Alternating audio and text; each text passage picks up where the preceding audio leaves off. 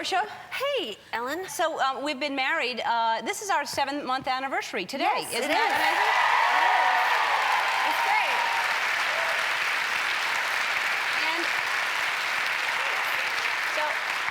And I'm going to treat you like any other guest who just got married. I would say, how's married life for you?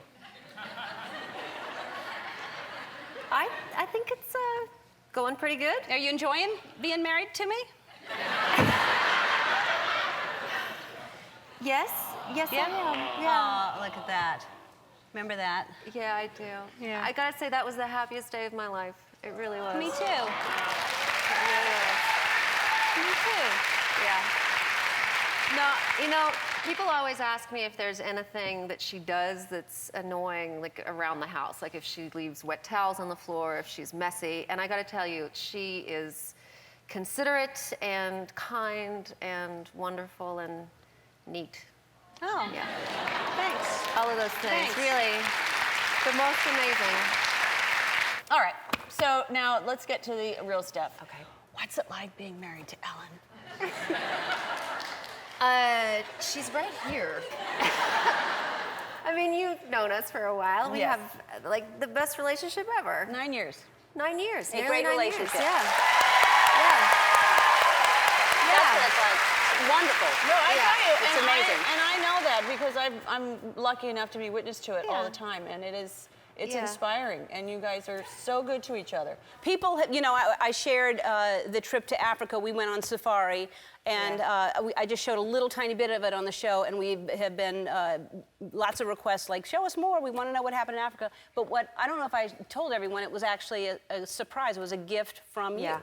Well, all I'd ever heard was that you always wanted to get to Africa and you never managed to get yourself there. So I figured that in order for you to get over the idea that it's a 20-hour flight and that I had to just give you no choice and basically just trick you. And I paid for it fully before I even told her about it and organized everything and invited 3 of our closest friends. And I gave it to her as a surprise on our 10th anniversary. Yep, it was Yeah. really sweet.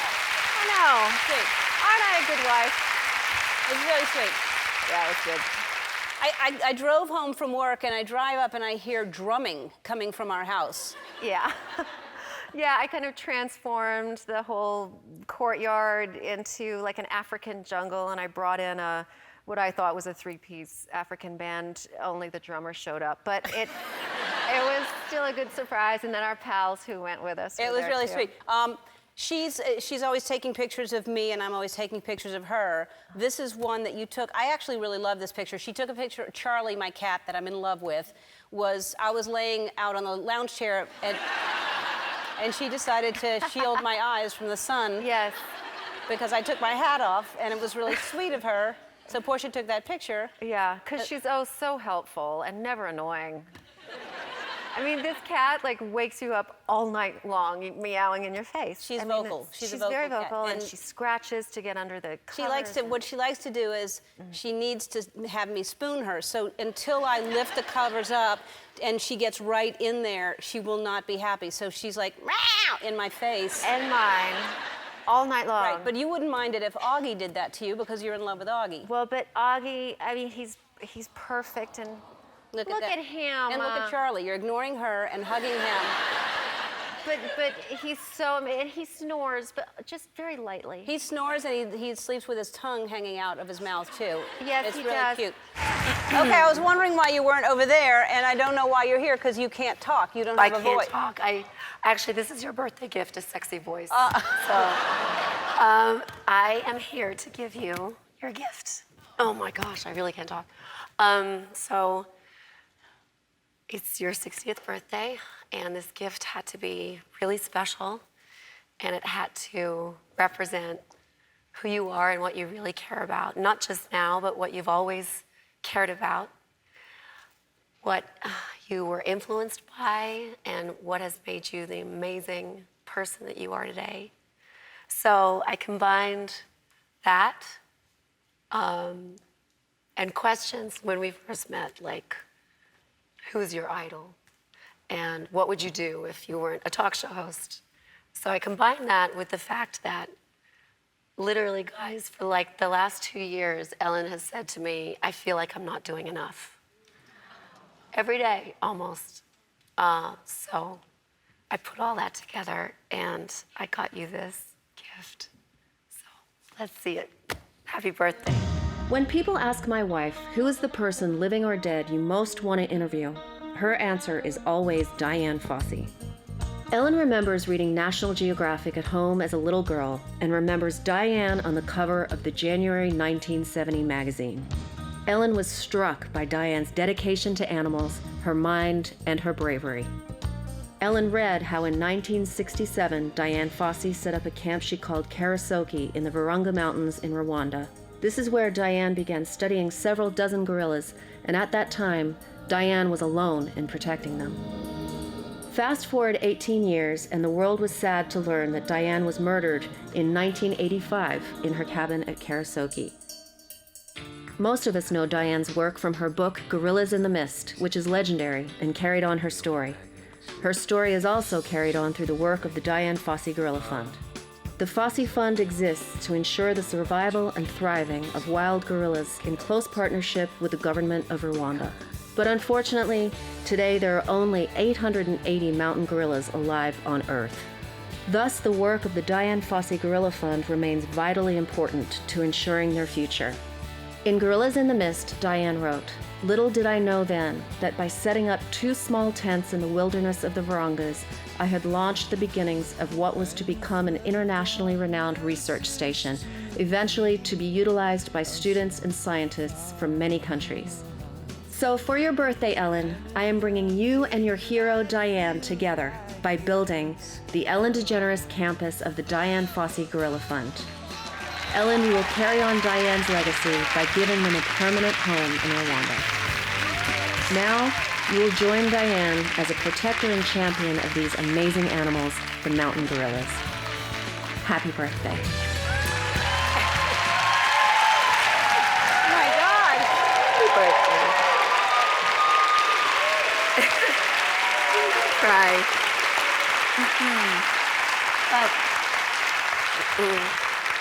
But that's not all. Oh my God.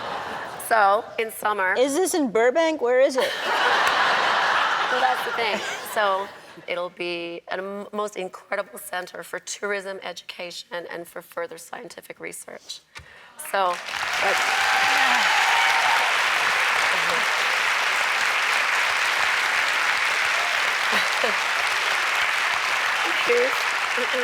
here's actually kind of the best bit. I have also set up a foundation in your name called the Ellen DeGeneres Wildlife Fund. So this is the first initiative for the fund, but you can take this and do whatever you want with it. You've done amazing work for elephants, and you can just continue and support whatever you want to do. It's the best gift. I've always said, and when we got married, Portia's line was, "It's good to be loved, it's profound to be understood."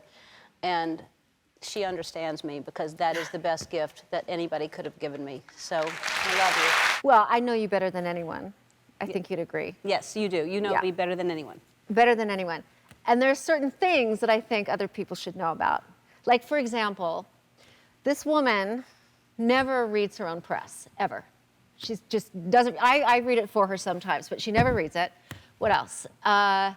She has no idea how many awards she's won. She doesn't even care to tell me when she's nominated for something, ever. And then when she comes home from work, she never talks about the celebrity guest. She always talks about that special person that was in this chair that really affected her and touched her because they did something amazing for other people. And that's what she talks about. It's true. It's true. Yeah, It's true. it is true. Yeah. Yeah. And then think about What it like else? that. Well, I want to say, because, you know, obviously it's weird to interview her because I know everything about her, so to ask questions is silly. But this is really, you came into my life on the second season of Yeah. this show. We've been together for 17 years. And a half. And so, and a half. Yeah. So So with this show ending, you know, it's actually, you know, a big thing for both of us because you've watched me go through everything with this show. But I learned today, that, which I didn't know, there's a story of watching me the first show on the first season. Yeah, so, you know, I was an actress and I was closeted. And Ellen was kind of like the litmus test for young actors in Hollywood because we just, you know, her success meant so much to us. It kind of meant, can I be authentic and honest and still be able to pay the rent, you know? So I remember watching the first episode of this show, standing the entire time. And I remember, I was alone, I remember saying out loud to the TV, she did it. And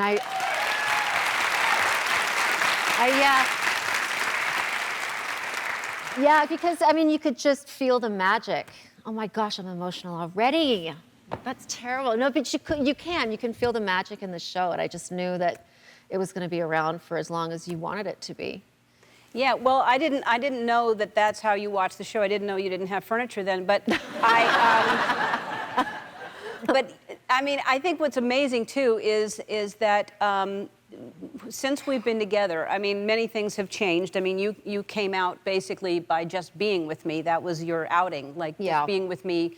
Outed you as an actress, but your story about telling your grandmother that you were with me is a beautiful story that I would love you to share with them. Yeah, well, my grandma meant everything to me. We were actually born on the same day, and she was so special to me.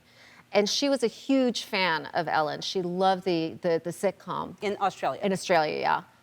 Loved her sitcom, wouldn't miss an episode until the episode where she came out.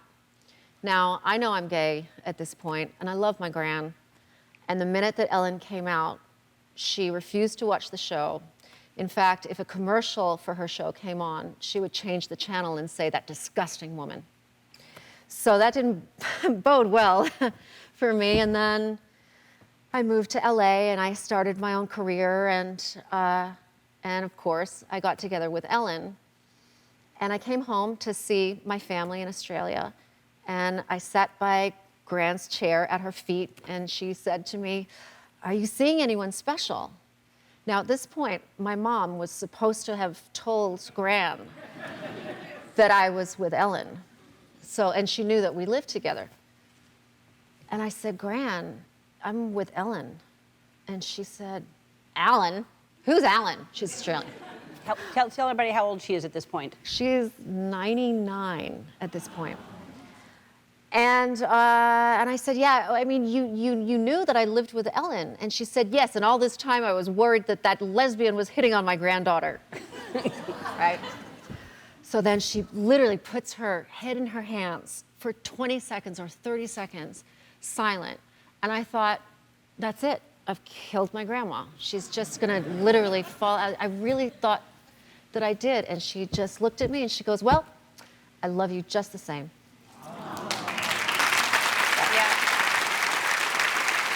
Yeah.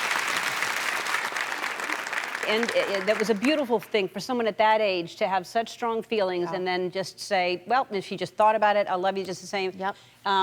Her mother, Maggie, had been taking care of her, but it got to the point where she couldn't take care of her anymore, so we put her in the best home care that we could provide for her. And she died at 101? 103? Really? She was 103? Yeah. She died at 103 with our wedding picture next to her bed. Yeah. So, yeah. Yeah. Yeah, pretty amazing.